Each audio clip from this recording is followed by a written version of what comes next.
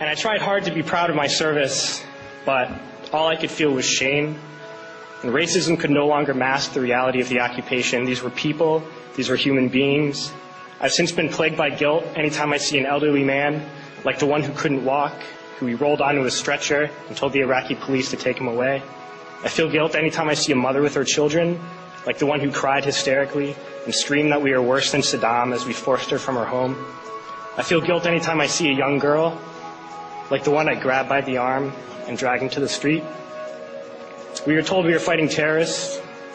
The real terrorist was me, and the real terrorism is this occupation. Racism within the military has long been an important tool to justify the destruction and occupation of another country. It has long been used to justify the killing, subjugation, and torture of another people. Racism is a vital weapon employed by this government. It is a more important weapon than a rifle, a tank, a bomber, or a battleship. It is more destructive than an artillery shell, or a bunker buster, or a Tomahawk missile. While all those weapons are created and owned by this government, they are harmless without people willing to use them. Those who send us to war do not have to pull a trigger or lob a mortar round. They do not have to fight the war, they merely have to sell the war. They need a public who is willing to send their soldiers into harm's way. They need soldiers who are willing to kill and be killed without question. They can spend millions on a single bomb, but that bomb only becomes a weapon when the ranks of the military are willing to follow orders to use it. They can send every last soldier anywhere on earth, but there will only be a war if soldiers are willing to fight. And the ruling class, the billionaires who profit from human suffering, care only about expanding their wealth, controlling the world economy. Understand that their power lies only in their ability to convince us that war, oppression, and exploitation is in our interest. They understand that their wealth is dependent on their ability to convince the working class to die to control the market of another country. And convincing us to kill and die is based on their ability to make us think that we are somehow superior. Soldiers, sailors, Marines, airmen have nothing to gain from this occupation. The vast majority of people living in the U.S. have nothing to gain from this occupation. In fact, not only do we have nothing to gain, but we suffer more because of it. We lose limbs, endure trauma, and give our lives. Our families have to watch flag-draped coffins lowered into the earth.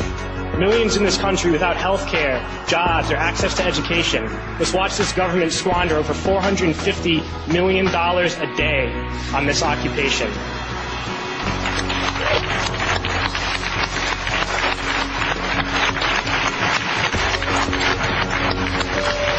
Poor and working people in this country are sent to kill poor and working people in another country to make the rich richer.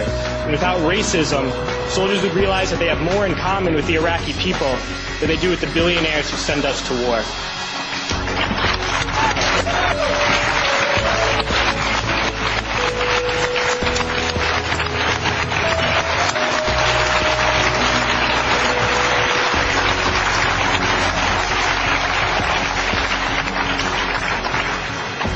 I threw families onto the street in Iraq, only to come home and find families thrown onto the street in this country, in this tragic and unnecessary foreclosure crisis. We need to wake up and realize that our real enemies are not in some distant land.